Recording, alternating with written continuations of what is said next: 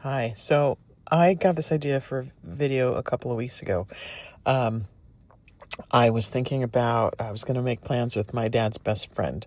Um, and it made me think of the last time that I had lunch with him. And he mentioned that they used to call Vivica Fox Little Vivica. And I was like, what? Because I've never heard anyone call her that. And he's like, yeah, she grew up around us, but she was much younger than us, so we called her Little Vivica. So my family's from Indianapolis, and one thing that I've noticed is, as much as it's a big city, it's a really small town. Like my uncle in particular, he just seems to know everyone, and he hasn't lived here his whole life. He was in the military for like 10 years, but I guess other than that, he's basically grew up here. Actually was born abroad, but grew up here, and then has lived here most of his adult life, with like about an 8 or 10 year span that he was in the military. Whereas my dad moved to California in I'd say his mid-20s, 74, so he was probably like 25, 26 when he moved to California. But at any rate, my dad's best friend Archie just mentioned this, and it just occurred to me, they also grew up knowing Meshach Taylor, whose name is, my dad knew him as Bruce. And so I remember as a teenager who loved designing women, my dad would walked in one time when I was watching. He's like, that's Bruce Taylor. And I was like, well, his name's Taylor, but it's Meshach. He's like, that's Bruce. I grew up with him. I know that guy. And the reason that my dad knows Vivica Fox or knew, my dad's passed away a long time ago, knew Vivica Fox and Meshach Taylor, and I think they knew the Epps, and there's some other people I can't think of. My dad also, I know he knew Marvin Johnson, who was a boxer from here. I think he won some championships. It's because of segregation. That's why all the black people know each other, because when my dad was growing up, if I'm not mistaken, all the black people could only go to one high school regardless of where you lived in Indianapolis, even though most people lived in the same area because of segregation. Oh, but Indiana is not in the South. It's in the Midwest. Yeah, there was segregation everywhere. I'm from Los Angeles. There was segregation there. And redlining. So that is the racist reason that I am 1 degree of separation from Vivica Fox and 2 degrees of separation from the main cast of Designing Women, or you could say 1 degree of separation from, Meshach Taylor, who eventually became like the 5th, lead of that show. He played Anthony, originally the handyman, and then I forget what he ended up doing. I know that he went to college and, I think he eventually became a partner in the business, but I haven't watched that show since the original run, so I don't remember the specifics. I bet if you know any black people from a Midwest town or a Southern town or any town, ask them. Ask your older folks, your grandparents, parents, if they're old enough, if they grew up before desegregation in the 70s, literally the 70s. So I grew up in a, somewhat desegregated time. So a lot of us, I think, who grew up in the later era, don't think about that. Don't think about the Midwest and Texas and California and other places as being segregated. Don't think about how, those communities were just, for me, being born in the early 70s, it's only a few years before I was born that things were that way. And basically what happened is that, and this happened in Indianapolis, it happened in lots of places. Where do you think they built the interstates when they wanted to build the interstates? Through the black areas, because those are the people that were easiest to push around. You're not going to build it through Broad Ripple, which was one of the best neighborhoods in Indianapolis, where ironically my family, the black side of my family, always is the ironic opposite of every sort of stereotype. Like, we swim, we had property ownership, and I'm the first person in the white side of my family to have a college degree, or even complete a semester of college, get a graduate degree, go to an Ivy League school, and we have all that in various people in my, between my dad's cousins and aunts and uncles have had all those same accomplishments before me. Anyway, so another thing is that when, they declared eminent domain, somehow we think that my great-grandfather must have owned his house, whereas maybe other people were renting. And so while it destroyed the black neighborhood, I split it in two, just like black neighborhoods all over the country when interstates were built. My great-grandfather somehow not only bought a house, but bought a house in Broad Ripple, one of the best neighborhoods in the city. In fact, if you watch David Letterman back in the day, he used to always talk to his mom, like what pie she was making for Thanksgiving, and she lived in Broad Ripple.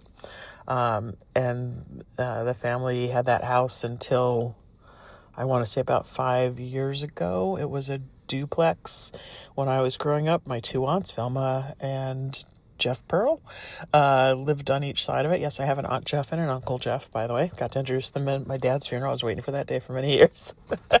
Anyway, Velma lived on one side, had a piano, and she would sing. We'd have a lot of family gatherings on her side, and sometimes we'd have them at Jeff's, but usually at Velma's, I think, because I don't know, maybe because the piano, maybe she liked entertaining more, I don't know. And my other aunt lived, I don't know, somewhere else in another neighborhood, older neighborhood in Indianapolis. And Aunt Bertha, who's still with us, she's my last great aunt.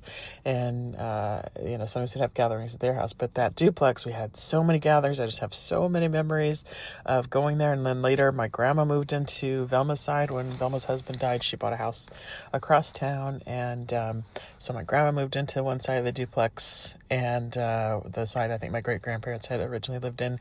And when my dad died, actually, that's where we had the wake and the, all the gatherings. So the cousins that came from out of state. And I just remember that house being full of people, that looked like my dad, especially the men all have certain traits in common, that they have the same shape head. So I remember a bunch of people sitting on a couch together with that shaped head, like my Uncle Charles and my brother and a couple of my dad's cousins, and one of them more distant cousins. Basically someone descended from one of my great-grandfather's siblings. There were like 10 or 12 of them, and they dispersed across the country during the Great Migration. And our family and then one other it's not my great-grandparents, she's my great-great-aunt, ended up in Indianapolis, someone went in Cincinnati, someone went to New Jersey, etc., and someone went to LA. But basically we have these family reunions all over the country. Look, this is so much black stuff in one video, actually. I'm going to have to make different videos for this stuff.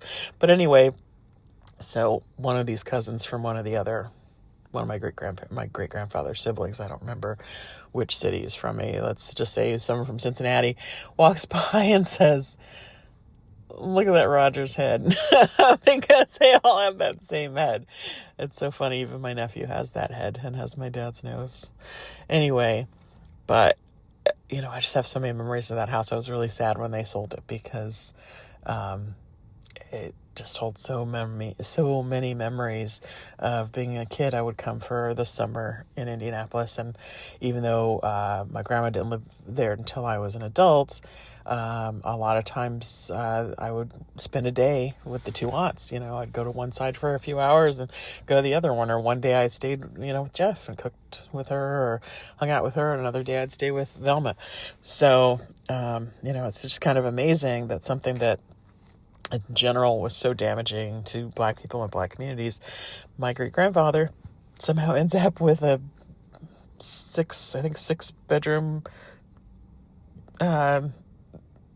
duplex that each side, I'm pretty sure, had 3 bedrooms and 1.5 baths or 2.5 baths. I think 1.5, because back then people didn't have as many bathrooms. That wasn't necessary. There was like 1.5 bath in the kitchen, in the back of the kitchen by the back door, and a full bath upstairs. I don't think there was like one in the master. Anyway, that's a word we don't even use anymore, master.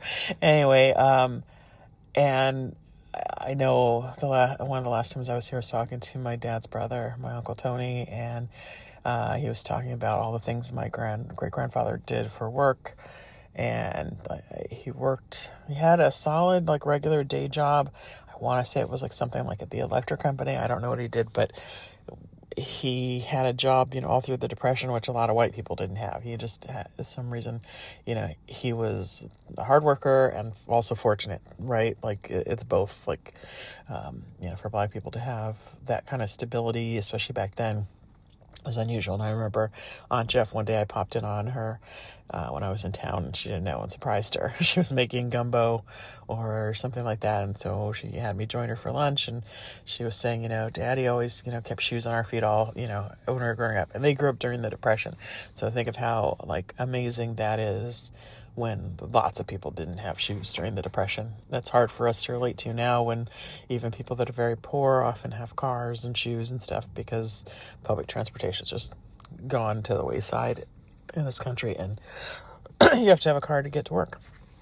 But back then, you had one or two good pairs of, a good pair of church shoes, and then a everyday pair of shoes for school, and that's it, if you had that. Anyway, so my uncle was telling me, my great-grandfather, like, he cut hair, he did this, he did that, besides his regular full-time job. And he said, people are also bringing him envelopes of money, and he thinks maybe he was a loan shark. He was doing something else. And, that wasn't uncommon, just like a lot of Black women took in laundry, even if they weren't maids working at someone's house, they took in laundry for extra money. As far as I know, my great-grandmother didn't work, which is, again, very unusual for that time in the, 30s, 40s, 50s.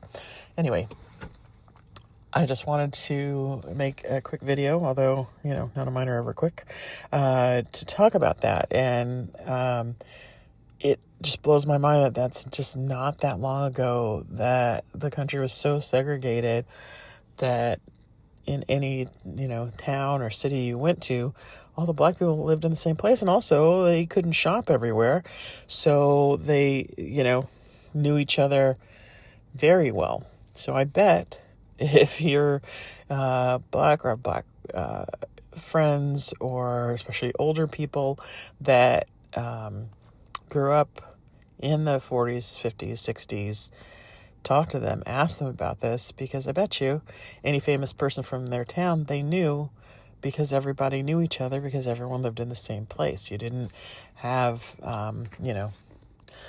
Black people couldn't live in any neighborhood they wanted to. They had to live where they were allowed to, where there wasn't redlining, where they were allowed to rent or buy, and where they would be safe and not attacked. Although sometimes, as we know with Tulsa, Black areas were specifically targeted. But at any rate, you don't want to be the one Black family in a white neighborhood if you were even allowed to buy or rent in that neighborhood, right? Like, that was unsafe.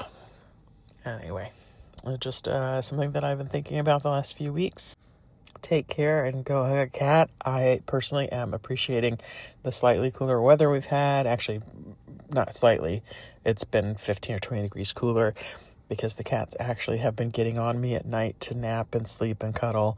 And we hadn't had that all summer. And even if I did pick them up, I would be sweaty, and therefore would stick to me, and it was really unpleasant for all of us.